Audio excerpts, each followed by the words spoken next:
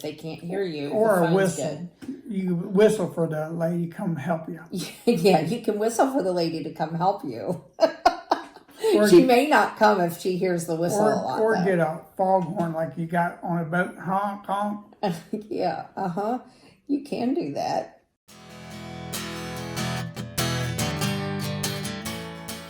Hi, this is Paul.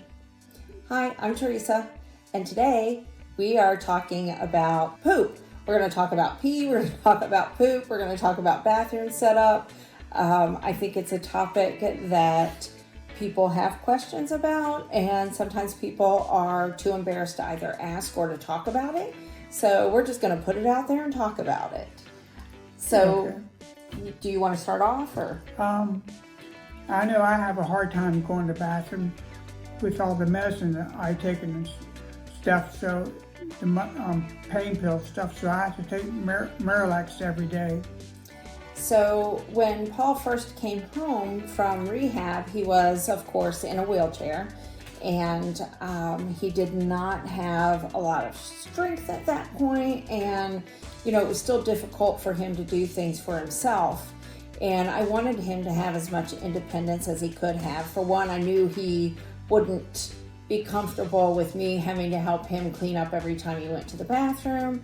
And, I didn't want to have to do that either. So for both of our sakes, we tried to find a solution that would work for him to be independent in that area. And what we did is install a bidet on our commode.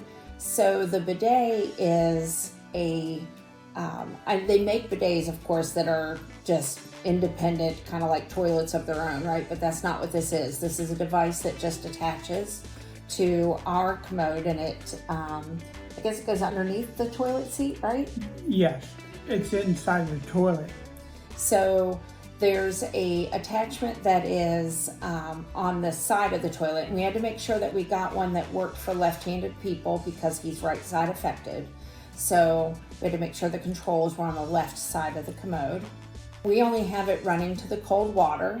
I will tell you that if you have a well, if you have well water, then you know that your water is much colder in the winter. So if you're in that type of situation, then you might want to consider getting a bidet that has both hot and cold water attachments so that you can have warm water.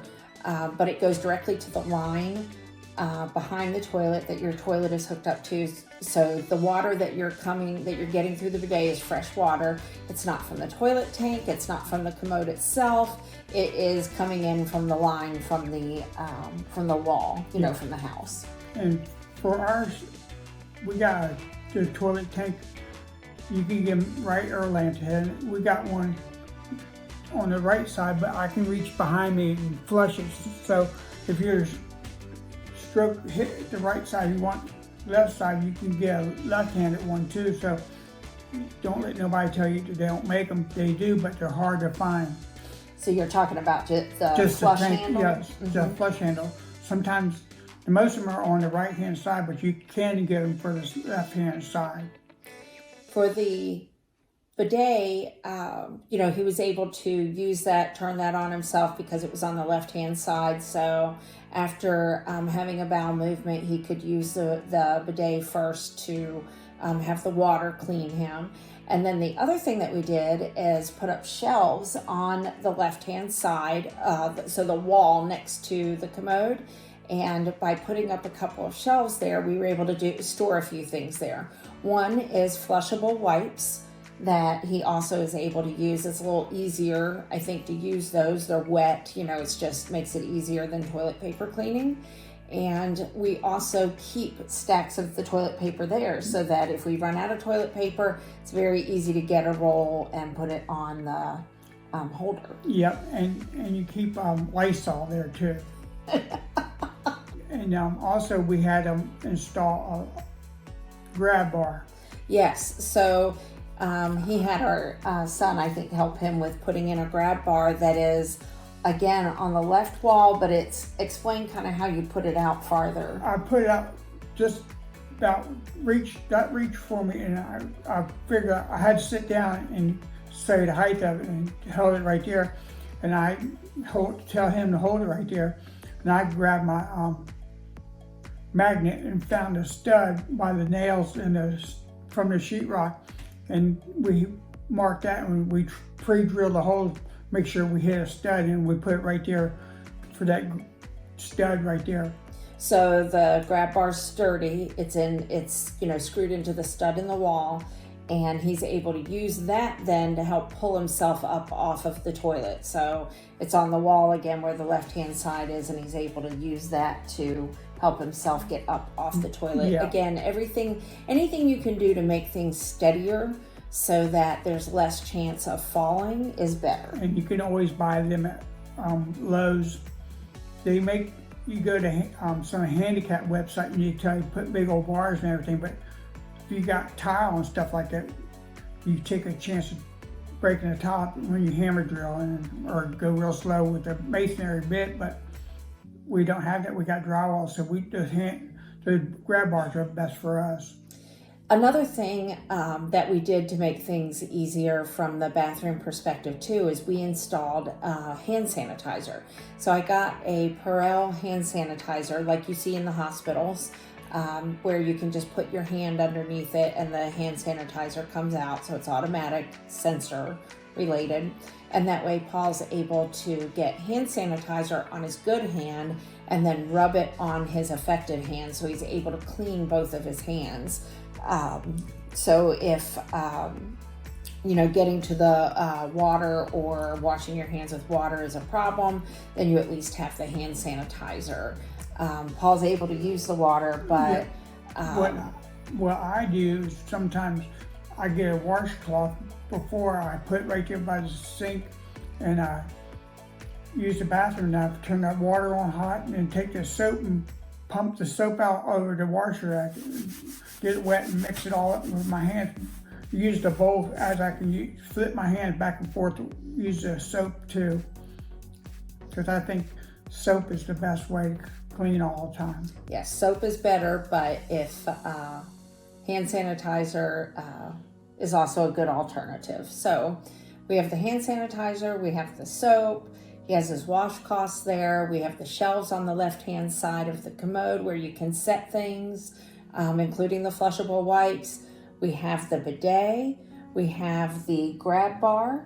Another thing to consider is making sure that your toilet paper holder is on the side that your stroke survivor has their good side, right? So for example, Paul's right side affected. So for somebody right side affected, you may want to put your toilet paper holder on the left-hand side. In the house we were in before we purchased this one last year, when Paul first came home, the toilet paper holder was on the right, and then we added a second one on the left-hand side. So we actually had two toilet paper holders, which was fine, but that way it made it easier for him to get to it.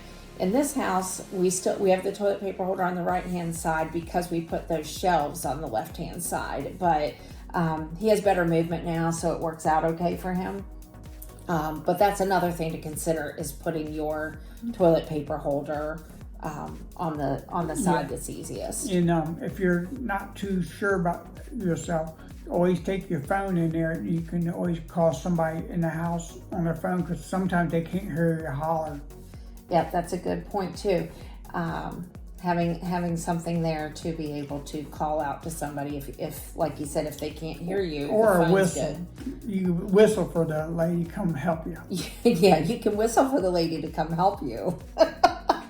She may not come if she hears the whistle a lot. Or though. get a foghorn like you got on a boat. Honk, honk. Yeah, you can do that. I don't know. The person may not show up though. That's me being stubborn. I will do that. I will not show up if there's too much noise being created. Most of what we talked about here is poop related, but I want to talk pee for a minute too. So when Paul first came home, again, he was in the wheelchair. It would have been really difficult for him to get up at night to get to the bathroom, and I would have to get up with him and take him to the bathroom, and he would have to go sometimes several times a night. So what we did is set up a table beside his bed that we got two urinals. I actually think I got three because I just felt like I should have a spare just in case.